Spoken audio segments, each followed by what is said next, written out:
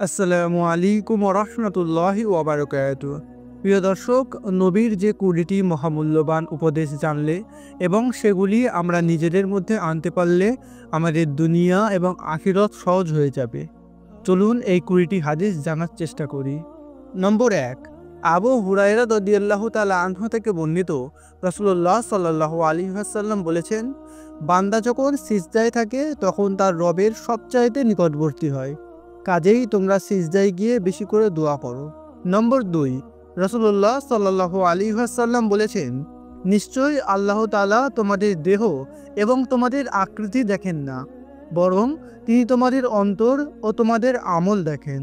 নম্বর 3, হযরত আবু যার রাদিয়াল্লাহু তাআলা আনহু থেকে বর্ণিত, তিনি বলেন যে নবী করিম সাল্লাল্লাহু আলাইহি ওয়াসাল্লাম আমাকে বলেছেন, তুমি পুণ্যের কোনো কাজকে তুচ্ছ মনে করো না, যদিও তুমি তোমার মুসলিম ভাইয়ের সঙ্গে হাসি মুখে সাক্ষাৎ করতে পারো।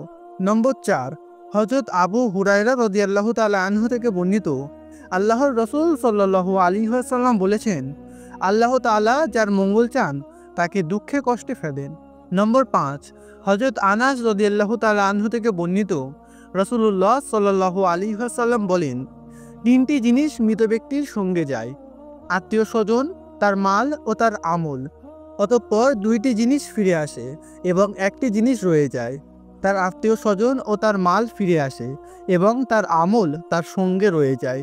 নম্বর 6, হযরত আনাস রাদিয়াল্লাহু তাআলা আনহু থেকে বর্ণিত, নবী করিম সাল্লাল্লাহু আলাইহি ওয়াসাল্লাম তার মহান প্রভু হতে বর্ণনা করেন যে, আল্লাহ তাআলা বলেন, যখন বান্দা আমার দিকে এক বিগত অগ্রসর হয় তখন আমি তার দিকে 1 হাত অগ্রসর হই, যখন সে আমার দিকে 1 হাত অগ্রসর হয় তখন আমি তার দিকে 2 হাত অগ্রসর হই, আর যখন সে আমার দিকে হেঁটে আসে তখন আমি তার দিকে দৌড়ে যাই।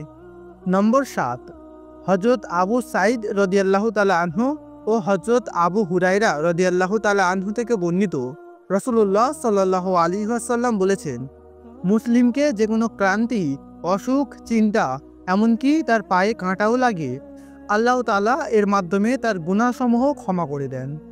নম্বর 8, হযরত ইবনে আব্বাস রাদিয়াল্লাহু তাআলা আনহু থেকে বর্ণিত, আল্লাহর রাসূল সাল্লাল্লাহু আলাইহি ওয়াসাল্লাম বলেছেন, যদি আদম সন্তানের সোনার একটি উপত্যকা হয় তবুও সে চাইবে যে তার কাছে 2টি উপত্যকা হোক, মাটি একমাত্র তার মুখ পূর্ণ করতে পারবে। আর যে ব্যক্তি তওবা করে আল্লাহ তাআলা তার তওবা গ্রহণ করেন।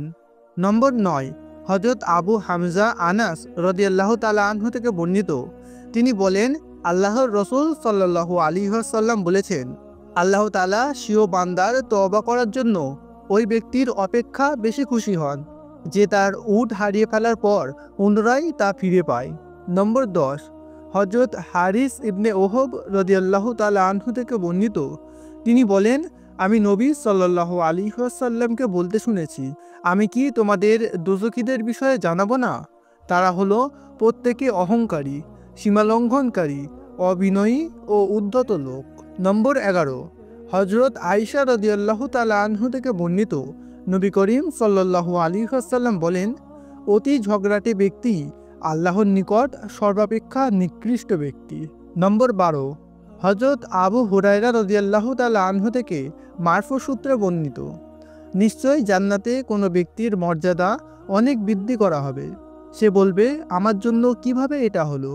অতঃপর তাকে বলা হবে, তোমার জন্য তোমার সন্তানের ক্ষমা প্রার্থনা তথা ইস্তেগফার করার কারণে।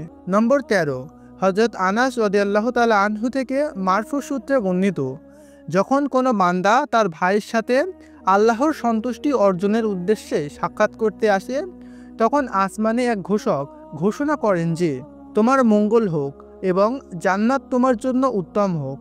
আর আল্লাহ তাআলা আরশের ফেরেশতাদের বলেন, আমার বান্দা আমার সাথে সাক্ষাৎ করেছে, আমার জন্য তার মেহমানদারি করা আবশ্যক, আমি জান্নাত ব্যতীত অন্য কিছুই দ্বারা তার মেহমানদারি করতে নারাজ। নম্বর 14, হযরত আবু হুরায়রা রাদিয়াল্লাহু তাআলা আনহু থেকে বর্ণিত, রাসূলুল্লাহ সাল্লাল্লাহু আলাইহি ওয়াসাল্লাম বলেন, যখন 3 জন ব্যক্তি একত্রে থাকে তখন যেন তৃতীয় জনকে রেখে 2 জন কানে কানে কথা না বলে। নম্বর 15, হযরত ইবনু আব্বাস রাদিয়াল্লাহু তাআলা আনহু থেকে বর্ণিত, তিনি বলেন, রাসূলুল্লাহ সাল্লাল্লাহু আলাইহি ওয়াসাল্লাম বলেন, ওই ব্যক্তি প্রকৃত মুমিন নয় যে পরিতৃপ্ত থাকে আর পাশে তার প্রতিবেশী ক্ষুধার্ত থাকে। নম্বর 16, হযরত আবু হুরায়রা রাদিয়াল্লাহু তাআলা আনহু বলেন, রাসূলুল্লাহ সাল্লাল্লাহু আলাইহি ওয়াসাল্লাম বলেছেন, লজ্জা হচ্ছে ঈমান, আর ঈমান হচ্ছে জান্নাত লাভের মাধ্যম। নম্বর 17, হযরত উমর রাদিয়াল্লাহু তাআলা আনহু থেকে বর্ণিত, রাসূলুল্লাহ সাল্লাল্লাহু আলাইহি ওয়াসাল্লাম বলেন, অবশ্য কোনো পুরুষ কোনো নারীর সাথে নির্জনে একত্রিত হলে তৃতীয় জন হবে শয়তান। নম্বর 18, হযরত ইবনু উমর রাদিয়াল্লাহু তাআলা আনহু বলেন, রাসূলুল্লাহ সাল্লাল্লাহু আলাইহি ওয়াসাল্লাম বলেছেন, 3 শ্রেণীর লোক জান্নাতে যাবে না। 1, পিতামাতার অবাধ্য সন্তান। 2, বাড়িতে বেহায়াপনার সুযোগ প্রদানকারী। 3, পুরুষের বেশ ধারণকারী নারী। নম্বর 19, হযরত আব্দুল্লাহ ইবনে আমর রাদিয়াল্লাহু তাআলা আনহু বলেন, রাসূলুল্লাহ সাল্লাল্লাহু আলাইহি ওয়াসাল্লাম বলেছেন, পিতামাতার সন্তুষ্টিতে আল্লাহ সন্তুষ্ট, আর পিতামাতার অসন্তুষ্টিতে আল্লাহ অসন্তুষ্ট।